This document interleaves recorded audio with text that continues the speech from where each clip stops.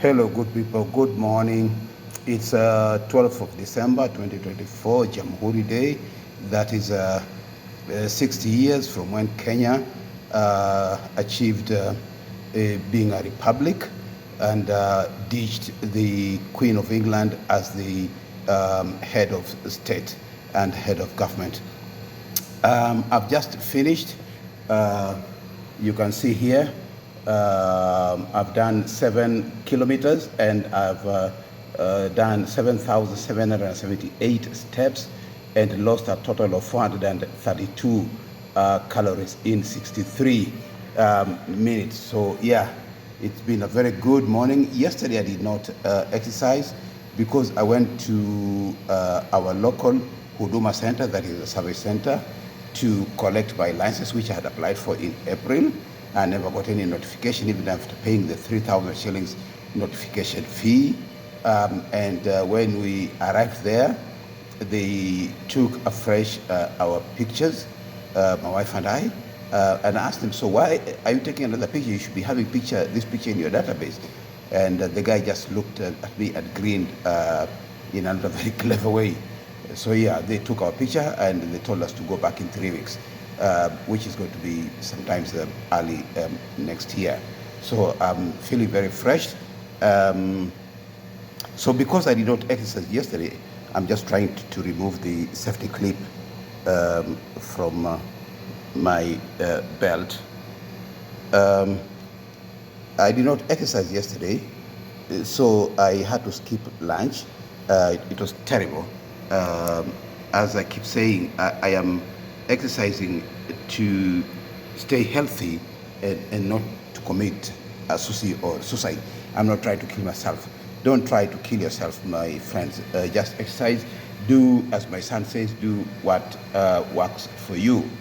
And so 7,778 steps, 432 calories lost.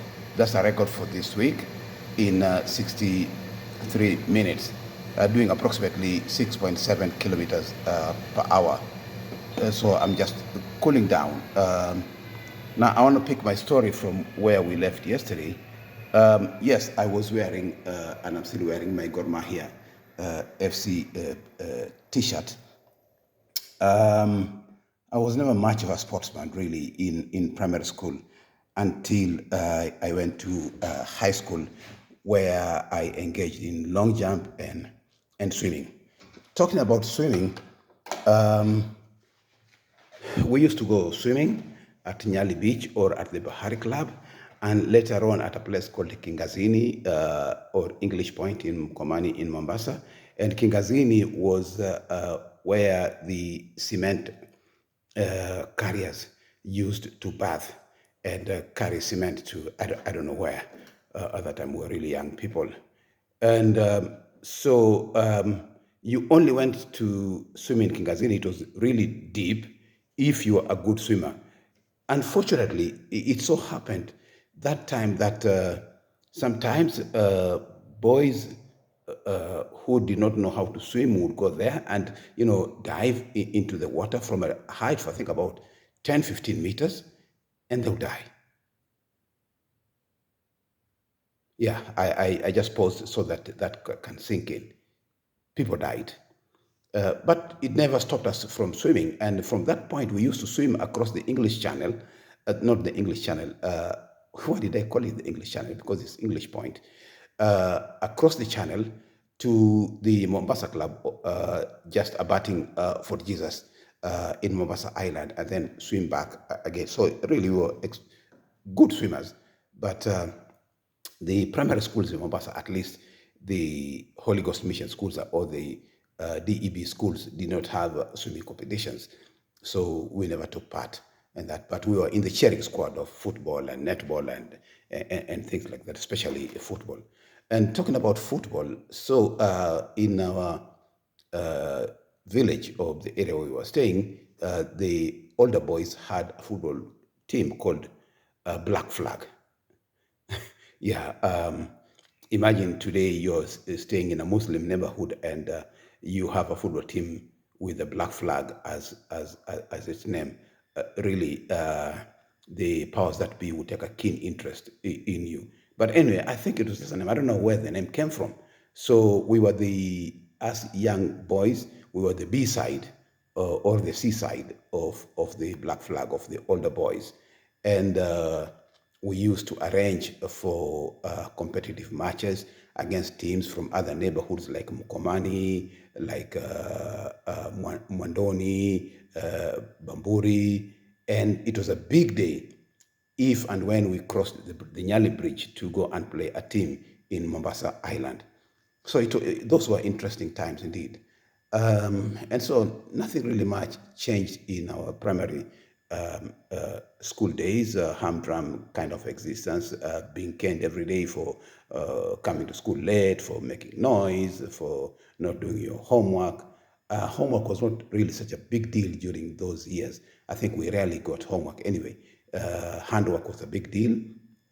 So, we would make brooms with baskets and things like that. But there was a lot of playtime, lots of playtime in late afternoons and evenings and weekends. And one of our pastimes was watching movies, which were brought free of charge by a company called Factual Films. And they brought the movies on certain days, set date of the month. And we'll go watch that. And later on, many years after that, there was also Kenya Film Corporation, which also brought movies to the estate. And movie night was a time for boys to fight because we used to go there early afternoon. You would get canned when you came back from movies. Our parents never wanted us to go watch the movies because they knew it was a place to fight. And people used to throw rotten eggs at the children sitting in the front, and then children would scamper off.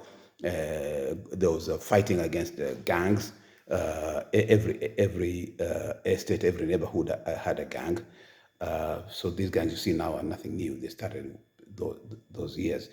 And mainly the movies were cowboys versus Indians, Roy Rogers and things like that. And the starring always had a white horse. The evil guy always had a black horse. Yeah. So until I think when we were in late primary school is when we now ventured to go to paid theaters. There was this movie house called Moon's Cinema in Tononoka, and on Saturday and Sunday mornings it had free seating. You paid 1 shilling, which most of the time we didn't have. So we would steal our parents' 10-cent coin, 5-cent coin, and accumulate it until Saturday. We would have a shilling to go to the movies. Or if you didn't have enough money, then you went to the line where people had lined up to buy their tickets, and you asked for a coin here and a coin there, and you had your shilling, and you went in. So it was 1 shilling all round. All round meaning that it was free seating. So that's the first time we paid to watch a movie. And one of the things that we tried to do, my friends and I was charged to steal cigarettes from our shop, which I did. And then when the lights were dimmed and the movie started, we would light the cigarette and try to smoke. And I coughed very, very, very badly. And the ushers, they lighted their torches and came and flashed us out. They hit our heads with the torches that, we are not supposed to come in there to smoke. I have never smoked a cigarette since that time. I think I was probably 10 years old. I've never smoked a cigarette, ever. So it was a good experience for me to cough that day. I never stole a cigarette, I never smoked a cigarette, never smoked anything smokable from that time until now.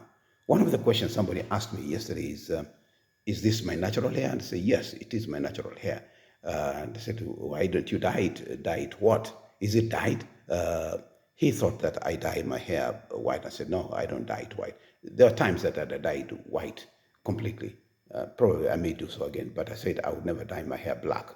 I tried once or twice and it just looked out funny, and I'm not going to do it. But my mother dyed her hair black till mid, when she was in her mid 70s. My elder sister also. We start to gray at around early to mid 30s. Yes, my elder son has started to gray, so that's not surprising. But I'm proud of my gray. I think it looks kind of nice, don't you think so? Um, yeah. So that's it for today. I'm just cooling down, taking, I've taken half a liter of water. I'm going to take another half liter before I take my breakfast. And don't forget to subscribe. Don't forget to like and even share. You're free to share this. You're free. Please like and subscribe to my YouTube channel, and see you tomorrow. Bye-bye.